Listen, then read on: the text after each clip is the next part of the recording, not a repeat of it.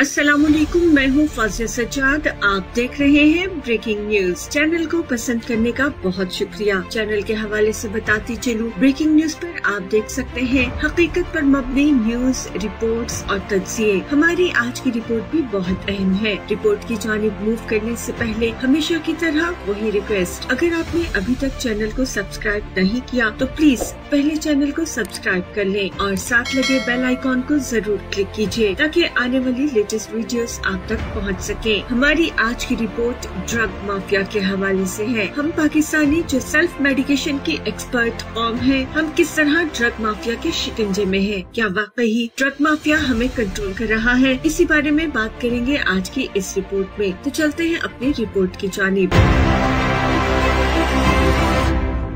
आज की report drug mafia के कंट्रोल के बारे में है। यूँ तो हम में से मेजॉरिटी इतनी एक्सपर्ट है कि डॉक्टर्स को कंसल्ट किए बगैर सेल्फ मेडिकेशन के जरिए खुद ही अपना इलाज कर सकते हैं। सर दर्द हो या बुखार, नजला, जुकाम, खांसी, हर चीज का इलाज हमें खुद मालूम है। हम जानते हैं कि हमने कौन सी टैबलेट लेनी है और कौन सा सिरप हमें फायदा देगा। इंटरेस्टिंग बात तो ये है कि सेल्फ मेडिकेशन के बावजूद हम किसी खतरे का शिकार नहीं होते। हम अक्सर खतरों से बच जाते हैं, लेकिन मुल्क में हेपेटाइटिस, डायबिटीज और ब्लड प्रेशर के मरीजों की तादाद बढ़ती चली जा रही है।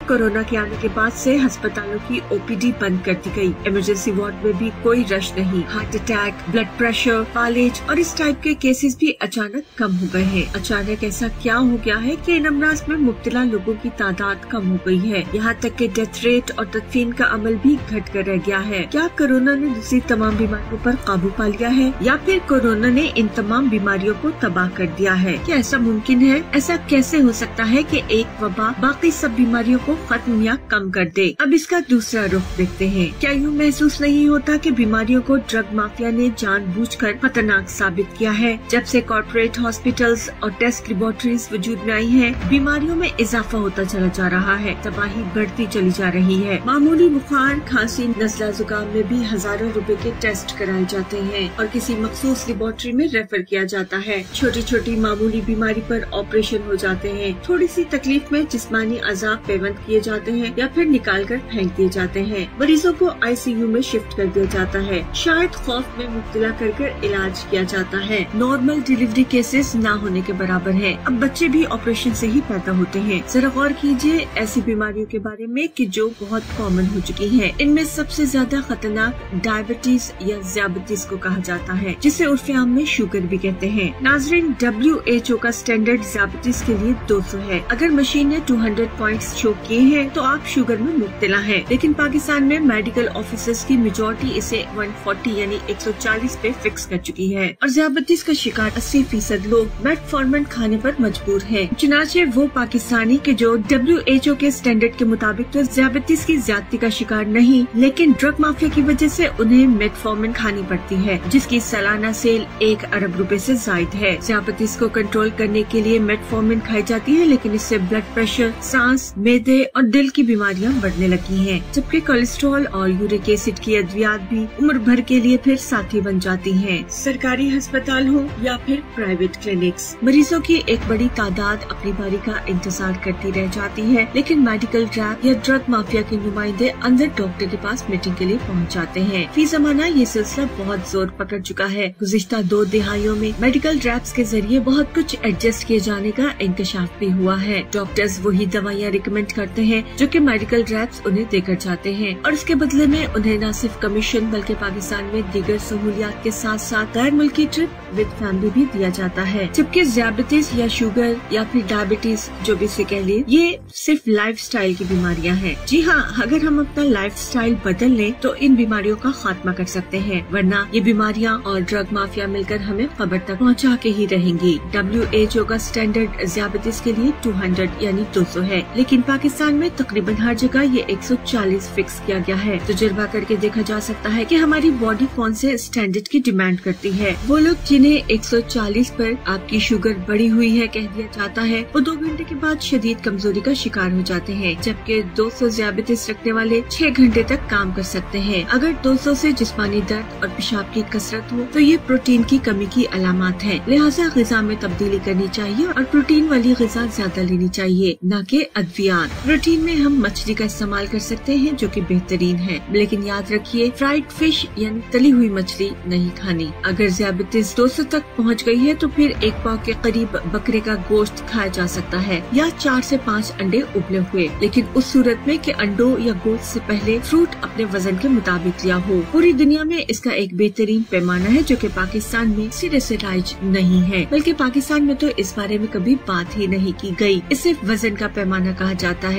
यानी अगर आप 100 किलोग्राम वजन रखते हैं तो 1 सिफर का इजाफा करके इसको ग्राम में बदल लें, यानी 1000 ग्राम। तो 1000 ग्राम की मिकदार में फ्रूट खाएं या 2-3 सब्जियां मिलाकर सूप बनाएं। दिन में 2 या 3 बार खाने से पहले इसे इस्तेमाल कर लें, या फिर इस 1000 ग्राम को डिवाइड किया जा सकता है। 500 ग्राम फ्रूट नाश्ता करने से पहले और तकरीबन 500 ग्राम सब्जियां दोपहर के खाने से पहले इस्तेमाल कर लें, या दोनों वक्त फ्रूट भी इस्तेमाल कर सकते हैं अगर सब्जियां पसंद न हो, और दोनों वक्त सब्जियां भी इस्तेमाल की जा सकती हैं। लेकिन इसमें याद रखने की बात यह है कि फ्रूट और सब्जियां अगर हम खाने से पहले खाएं तो वो दवाई के तौर पर काम करती हैं, लेकिन अगर खाना खाने के बाद हम फ्रूट या कच्ची सब्जियां खाते हैं तो वो नॉर्मल ग़िज़ा जैसी होती हैं। ब्लड प्रेशर और कोलेस्ट्रॉल का इलाज भी इसी मिकदार में फ्रूट के इस्तेमाल में है। गोश्त न हो तो बादाम या अखरोट लिए जा सकते हैं, मगर मिकदार अहम है। वही यानी 100 ग्राम हो तो इस मिकदार को दिन में 2 या 3 बार खा लीजिए। इससे कम मिकदार से प्रोटीन की कमी दूर नहीं की जा सकती। ये बात जाननी भी बहुत जरूरी है कि अगर फ्रूट वजन के बराबर इस्तेमाल न किया तो प्रोटीन मसाइल पैदा कर सकती है, और अगर प्रोटीन पूरी मिकदार में ना ली तो फ्रूट मसाइल पैदा कर सकते हैं। नाजरीन, आपको मानना पड़ेगा कि ये तमाम लाइफस्टाइल की बीमारियां हैं। अगर हम अपना लाइफस्टाइल चेंज कर लेते हैं तो इनमें से बेशतर बीमारियों की तमाम अद्वियात 1 हफ्ते के अंदर अंदर अल्लाह के फजल करम से छोड़नी पड़ेंगी। इसके लिए जरूरी है कि हम WHO का स्टैंडर्ड अपना लें। अगर हम WHO का डायबिटीज के लिए स्टैंडर्ड 200 का दर्जा अपना लें तो पाकिस्तान से शुगर टाइप 2 या डायबिटीज टाइप 2 का जनाजा निकल जाएगा। डायबिटीज की ये टाइप 2 80% पाकिस्तानियों को है। हालांकि ये बीमारी नहीं, सिर्फ लाइफस्टाइल की बीमारी है। अगर हम लाइफस्टाइल नहीं बदलेंगे तो सारी जिंदगी डायबिटीज की अद्वियात खानी पड़ेंगी। बाकी रह गए 20% डायबिटीज टाइप 1 के लोग जो कि इंसुलिन का इस्तेमाल करते हैं। अगर वो लोग भी लाइफस्टाइल बेहतर करके अच्छी सेहत हासिल कर लें तो इंसुलिन की मिकदार आहिस्ता आहिस्ता कम की जा सकती है। अब बात करते हैं कोलेस्ट्रॉल के WHO स्टैंडर्ड की। WHO का कहना है कि कोलेस्ट्रॉल का स्टैंडर्ड 300 है, क्योंकि 25% कोलेस्ट्रॉल सिर्फ हमारा दिमाग इस्तेमाल करता है, मगर ड्रग माफिया इसे 240 पर रखने पर बसित है। यूँ जिसका कोलेस्ट्रॉल लेवल 240 पर होता है उसे दवाई खानी पड़ती है। कोलेस्ट्रॉल का हमारे जिस्म के बुनियादी काम करने में बहुत अहम रोल है। अगर जिस्म में इसकी ज्यादती हो जाए, और अक्सर ये 60 साल से ज्यादा की उम्र में होती है, तो इससे दिल की बीमारियां हो सकती हैं, बल्कि उनमें इजाफा भी हो सकता है। लेकिन अगर कोलेस्ट्रॉल कम हो जाए तो 90% बीमारियां इसकी कमी की वजह से होंगी, जिनमें अहम असाबी कमजोरी और नफ्सियाती बीमारियां हैं। रिसर्च कर लीजिए, जान लें कि दुनिया में कोलेस्ट्रॉल कम करने की कोई दवाई नहीं है। मार्केट में मौजूद दवाई हमारे 4 कीमती केमिकल को ब्लॉक करने वाली दवाई है। इनमें से एक CoQ10 यानी CoQ10 है, जो हमारे दिल और दिमाग के लिए बहुत अहम है। इसकी कमी से दिल की अद्वियात का रास्ता खुल जाता है। अब बारी है यूरिक एसिड की। यूरिक एसिड हमारे दिमाग के लिए एक टॉनिक का काम करता है। अगर यूरिक एसिड की कमी हो जाए तो दिमाग सुस्त हो जाता है, और अगर यूरिक एसिड ज्यादा हो जाए तो दवाई इस्तेमाल करने के बजाय लाइफस्टाइल बदलें। फ्रूट और 2-3 सब्जियों को मिलाकर उसका सूप इस्तेमाल किया जा सकता है, या फिर वही वजन के ग्राम के फार्मूले के मुताबिक इसे इस्तेमाल करें। बदलती दुनिया के साथ हम भी सुस्ती का शिकार हो गए हैं। अपने पट्टों को हमने खुद ही कमजोर किया है। हम अब पैदल चलने से कतराते हैं। इंटरनेट के इस्तेमाल, टीवी के सामने बैठे रहने की आदत, मोबाइल फोन का बेतहाशा इस्तेमाल, इन सब ने मिलकर आसाब को थका दिया है, और ऐसी बीमारियां जो हमें नहीं होनी चाहिए थी सिर्फ इस लाइफस्टाइल की वजह से हो रही हैं। अगर हम जिंदगी गुजारने के सेहतमंद तरीके अपना लें, अच्छी और बेहतरीन ग़िज़ा खाएं, सुन्नत पर अमल करते हुए कम खाएं, एक्सरसाइज या वॉक के लिए वक्त लाजमी निकालें, तो डायबिटीज, ब्लड प्रेशर, कोलेस्ट्रॉल और इस जैसी बहुत सी बीमारियों से न सिर्फ निजात मिल जाएगी, न सिर्फ दवाइयों से छुटकारा मिल जाएगा, बल्कि जिंदगी पे मुसल्लत खौफ से भी निजात मिल जाएगी।